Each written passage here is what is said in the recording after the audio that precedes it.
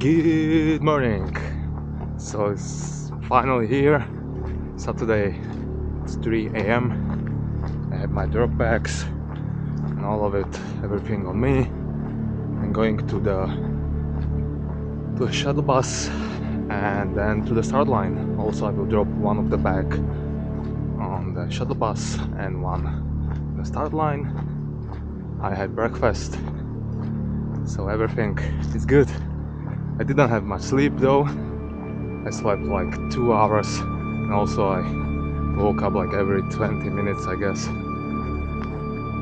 I have so much adrenaline in the body and excitement that it's not surprising at all. Also, the night before, I also didn't have much sleep, which is not ideal, but it is what it is. We need to go and execute without the excuses. Let's do it.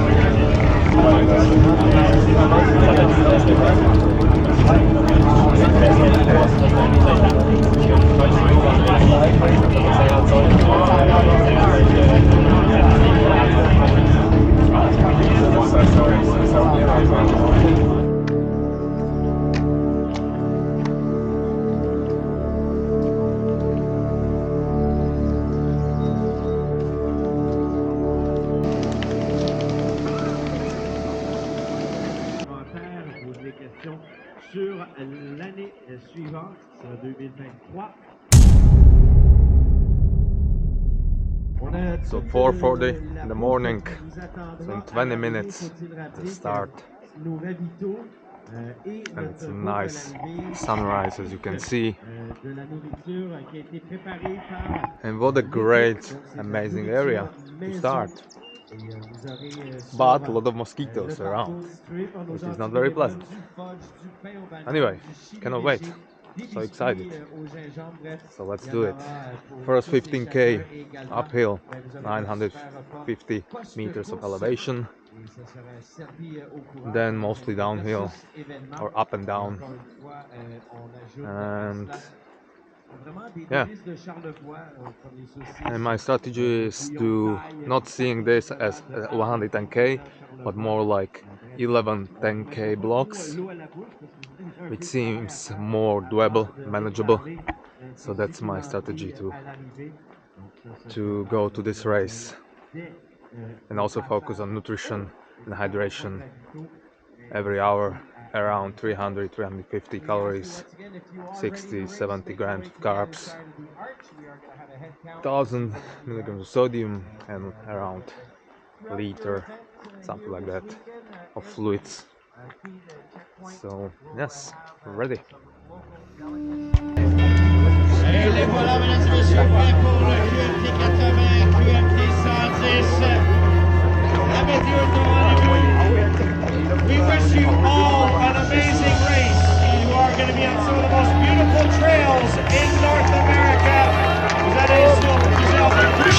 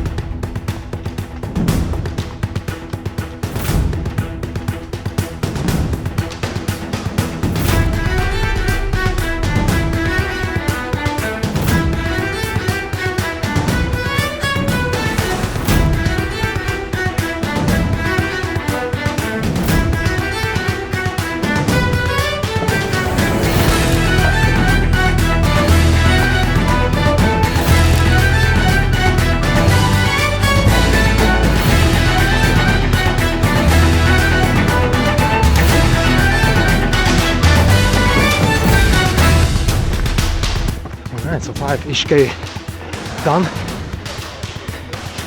And it's such a fun feeling being again on the trails. So nice.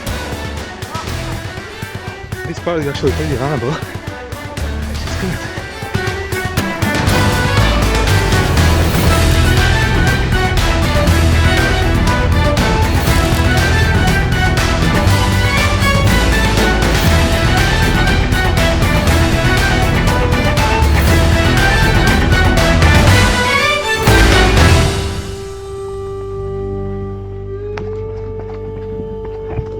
So 12K done.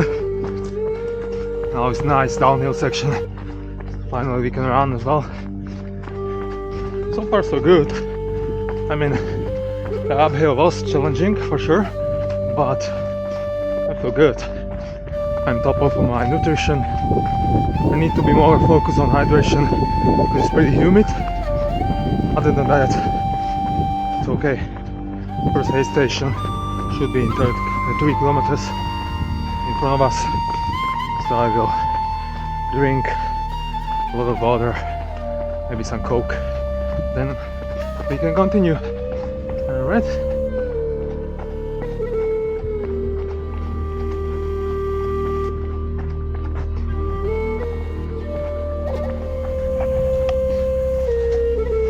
First aid station here, 14K, last 4K pretty muddy, so it wasn't very pleasant.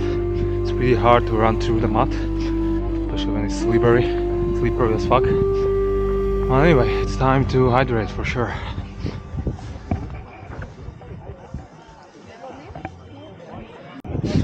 Alright, so I took the water, so 1 more liter, and also Coke, and we can continue. From the nutrition perspective, I have everything with me, so I will not eat on this station, maybe later. So far so good. I mean, pretty good energy, pace is also not bad. So yeah, we continue. It's pretty humid, pretty hot, but it's okay. It's okay. So let's continue. So 20K done. Pretty muddy section. I was literally like with the half of the feet in the mud. So I have like half kilogram of mud in my shoe. But it's okay. We're in the forest, so it's not that hot and humid. I'm still on top of my nutrition and hydration. I feel good. And this second section is more like up and down, but also the technical difficulty is higher on this section, so you need to focus. There you go. That's okay. So we keep going. So another aid station behind us.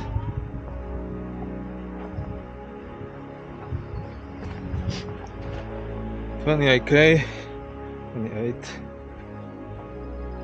That's pretty hard, to be honest. And I'm kind of tired. And also I'm losing appetite, which is not ideal, because I need to replenish those calories. But yeah, we need to keep going. This next part should be around 16K and around 700 meters of elevation till the next station. So let's crush it.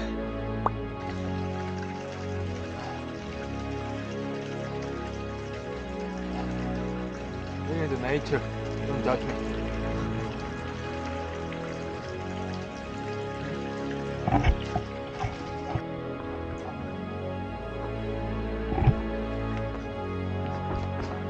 So 35K,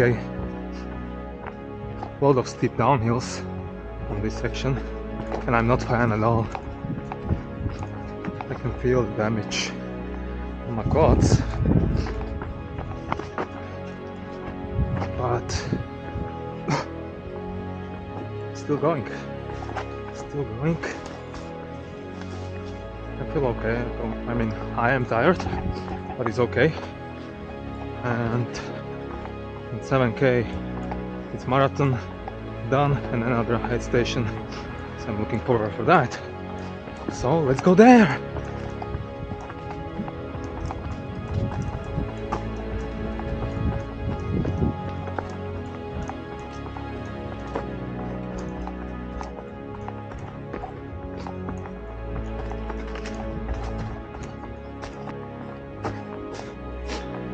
Okay, I can hear voices. Finally, aid station. Oh my god, 44K. I was waiting for the like 10K. Damn. I need coke, water, and sleep. But I can't sleep. It's hard, my friends. It's very hard. Let's eat and drink. The water looks so good. I would love to just jump there, stay there, forever. 54K. In 3-ish K should be another aid station. Also with first drop back. I have some food, other stuff there. So I will repack my running vest.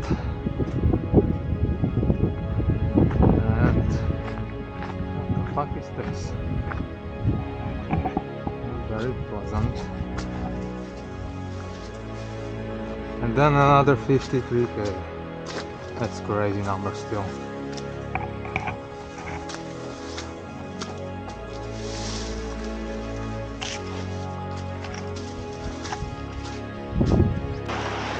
Through the water.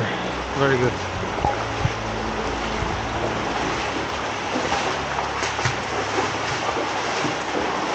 It's actually very pleasant, to be honest. Cold, nice water.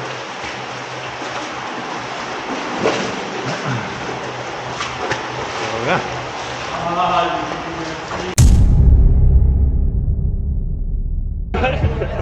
So 57.5 good, done.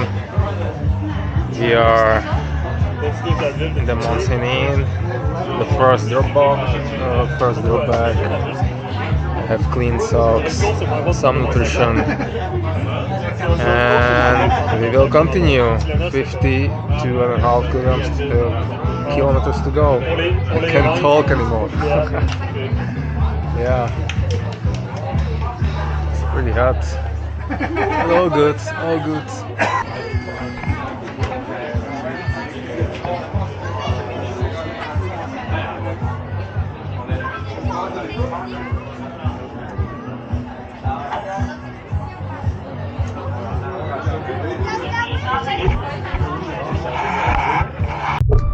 Okay, I took my time on the aid station and changed my socks, took my nutrition, ate.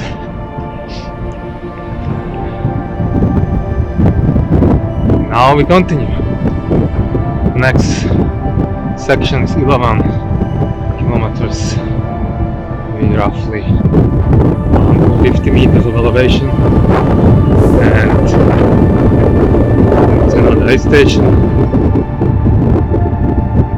And then we continue. Nice sunny day, 4:30. Won't be done before midnight. Chance. 1 a.m. So we will see.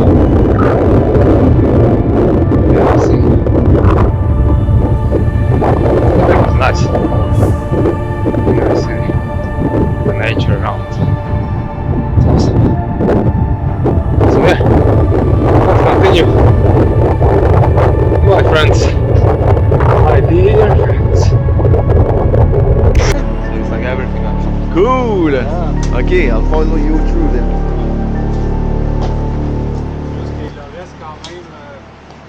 How does that work? I don't know. So you got it close to you, but it's You still... can actually have it like 2 meters like that. Yeah? And you can then see everything. And you're inside. And You're then in the post-production, you can actually like turn it, see yourself, or turn it and see that. okay, you can choose whatever you want. So it doesn't matter if I hold it or you hold it. Okay. Thank you. Cool.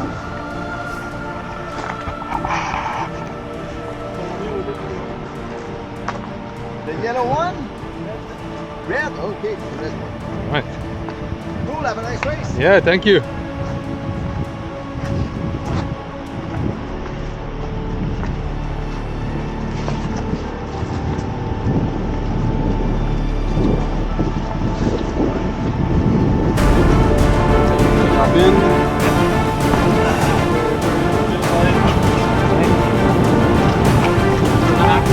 Oh yeah.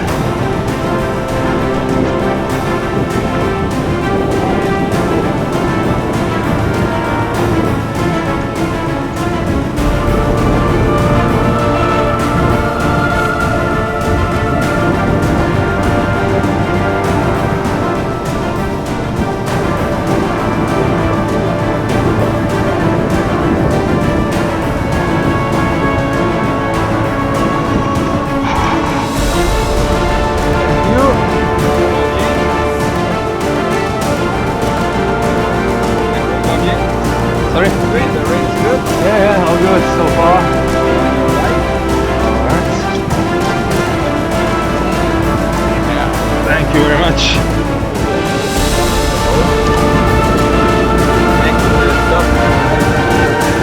Okay.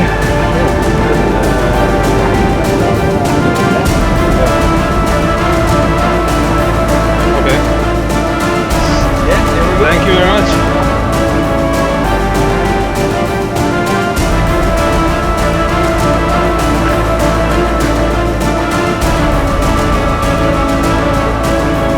Oh yeah, thank you. That was nice.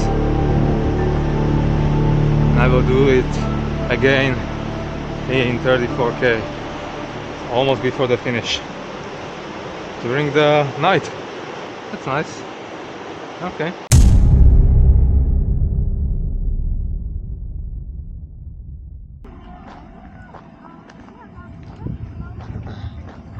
Hello. 1174. Yeah.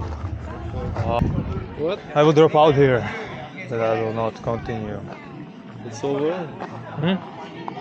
You want to stop right here? Yeah, Or? Yeah. Okay. You want something to eat or drink anything? I guess we have like meal in the finish line.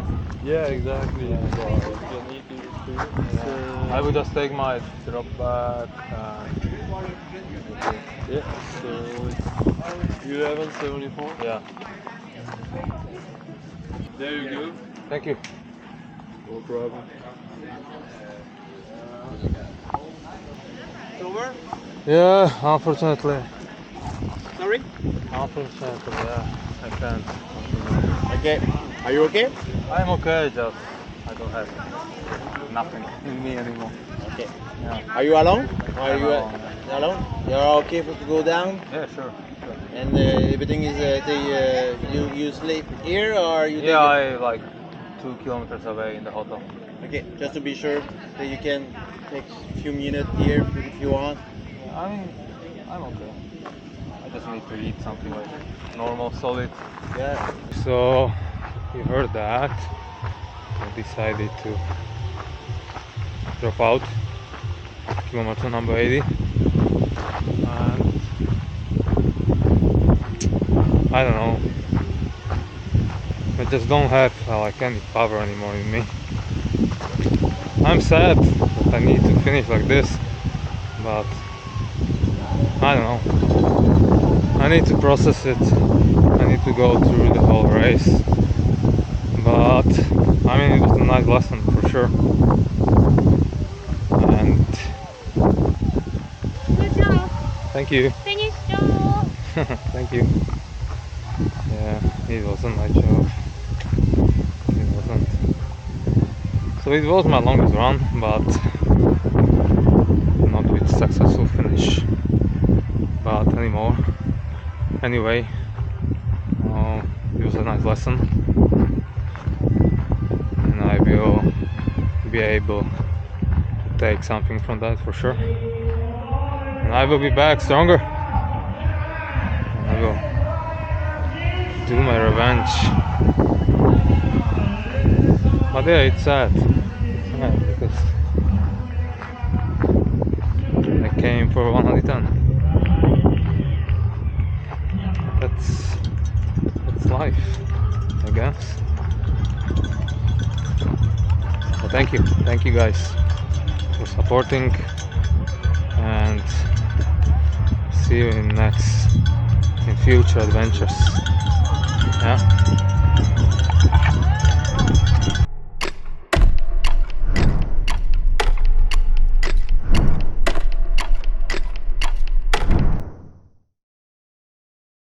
All right, welcome back in 2023, second half of the March. So, what adventure, what experience, for sure. So, I would love to just talk briefly about some lessons. So, I would divide this video to actually 3 parts: the mistakes I did before and some context behind, the mistakes during, and the lessons after. So what I can take from it and use that knowledge in the future and in the upcoming season. So first of all, I would say that sometimes our ego is writing checks our body can cash, right, Maverick? And it seems like this was the case for me. This happened to me because I basically doubled the distance and elevation gain from my first race back in October 2021 in Squamish. So this was my second ultra running race and the first attempt over 100k, more specifically 110k and 5,000 meters of elevation gain. So the brief context, I basically started to train in 2021 in January when I came back to Canada. At the same time, I started with 2 jobs. I had this online school and also I was coaching some clients on top of that. So didn't have much time, but I was okay with that. I knew that it's going to be challenging and hard, and I was ready to train and prepare myself for this kind of challenge and for this race.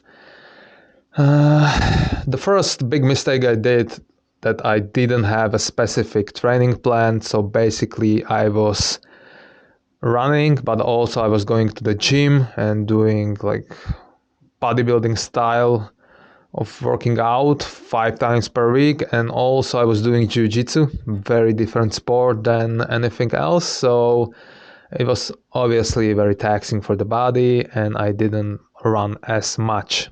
The second reason was also that I was living in the east part of the Vancouver and the trails and the mountains were in the north part of Vancouver. Didn't have a car, so commuting there and back it would be more like 3 hours. So didn't want to do that. So I was basically mostly running on the treadmill and using the incline of the treadmill or using Stairmaster. But as you can see here, the statistics from January till July, my running volume is quite low, and with volume like this, it's pretty hard to run the 100k or even longer ultra running race with that much elevation gain. So that was the first tactical mistake. I just wasn't physically as ready as I should be. But I mean, later in the May, I did couple 50k runs. I ran 50k in New York through the Manhattan. I did one 60k, which was the longest run before the race, but still wasn't that consistent. And as we know, consistency is the key to any success in anything, not just in ultra running, but basically in life as well.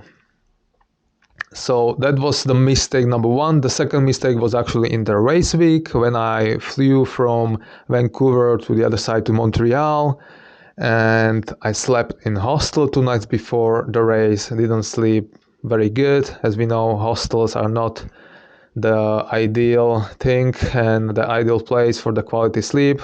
So I mean, okay. And then in day before the race, I went to the Quebec City.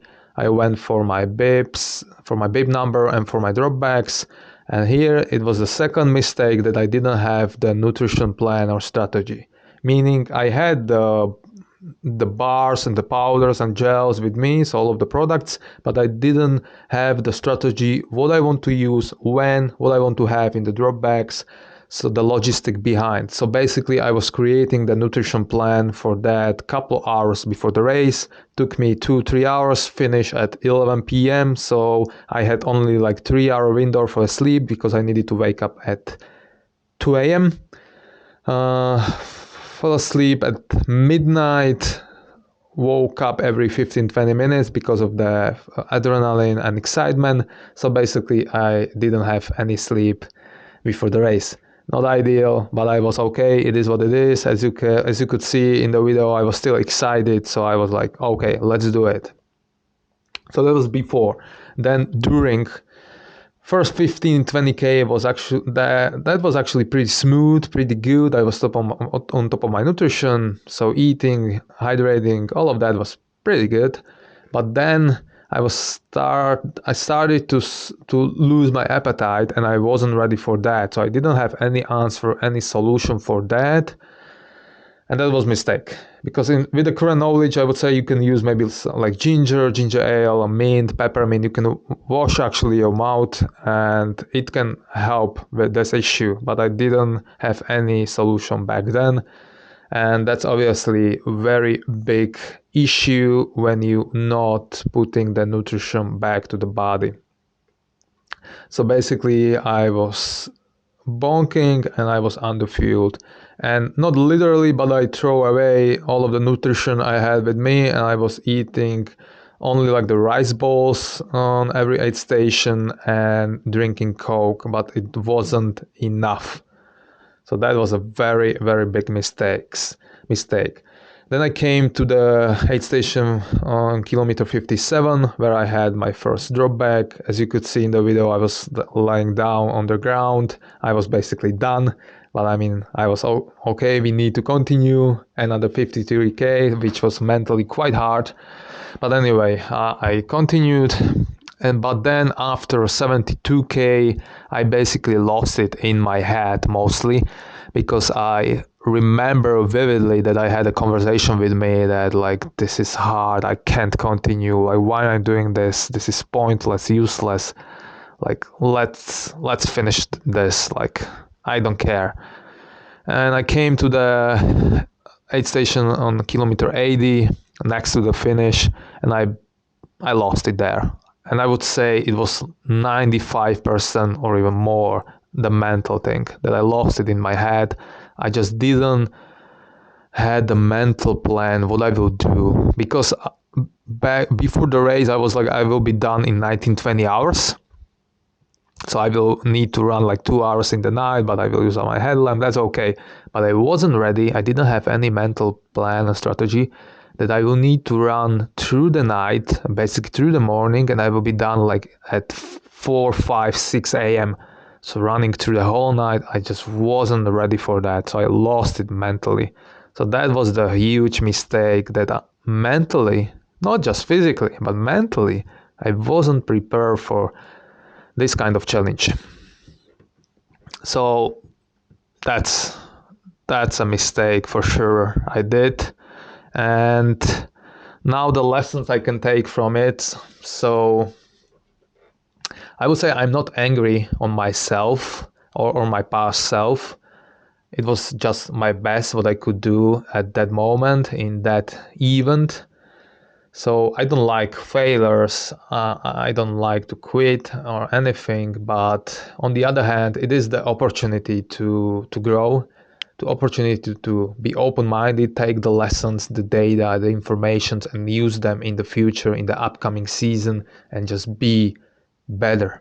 That's the overall goal. So I see this as a great experience and a great lesson, even when I wasn't able to finish the race. Now also I have the quote here from the yellow runner, or Sally. Some of you maybe know her. So when the goal isn't achieved, it's never a mark of your value, just an opportunity to grow. And often the failure is where the lesson lays and where the good stuff starts. Exactly. I exactly agree with that. And yeah, maybe it just wasn't about the happy ending. Maybe it was just the beginning of the story and of the story of future success. So it was a bit of like building a foundation, even with a failure.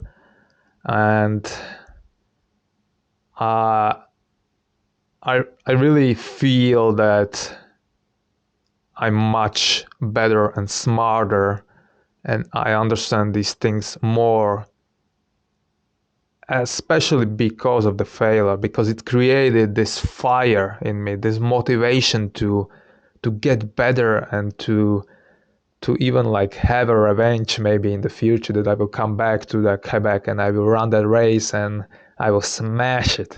And the specific lessons or what I will do better or what I'm doing is, first of all, the mental preparation and the mental side of the sport of ultra running is crucial.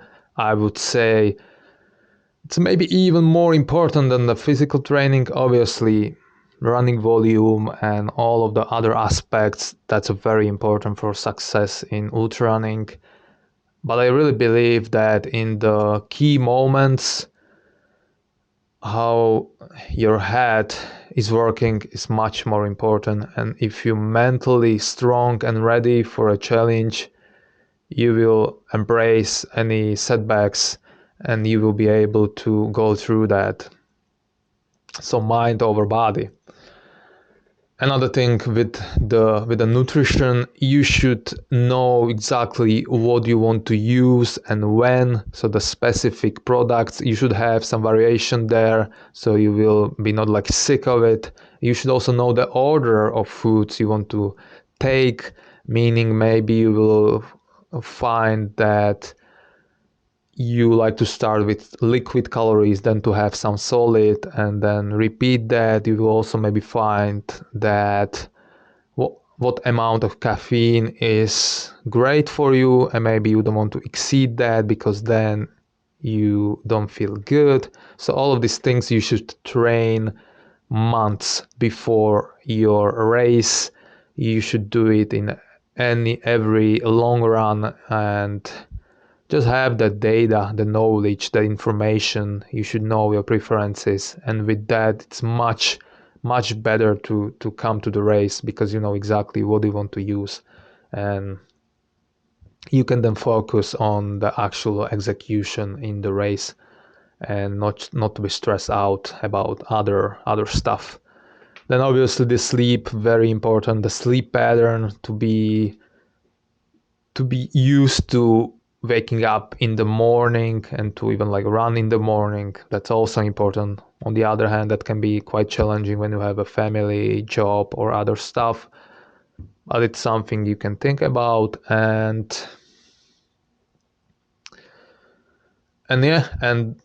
overall, the consistency of the training, very important. If you consistent week by week, it doesn't need to be the greatest training plan, but the consistency will beat everything else in most of the cases.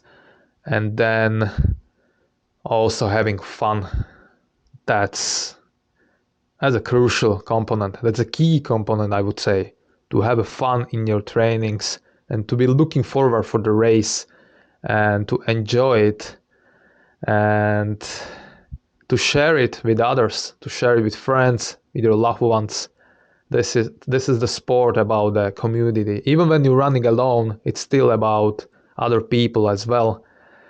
So yeah, that's my lessons I can take from this race, and I can use that knowledge in the future. So anyway, thank you for watching. Thank you for supporting. If you have any questions, comment down below or message me on the Instagram. I would love to have any conversation, discussions about ultra running. I love the sport. I did my coaching certification in ultra running, and also I see the ultra running like the purpose or the sport I was looking for, because I really feel that through ultra running I can actually help and motivate and inspire other people, and as many people as possible. So for sure I will do more videos like this, and I will document the upcoming season. So more videos will come very soon. So if you're interested in something like this, subscribe, comment, like, share, you know what to do. Thank you, and see you soon.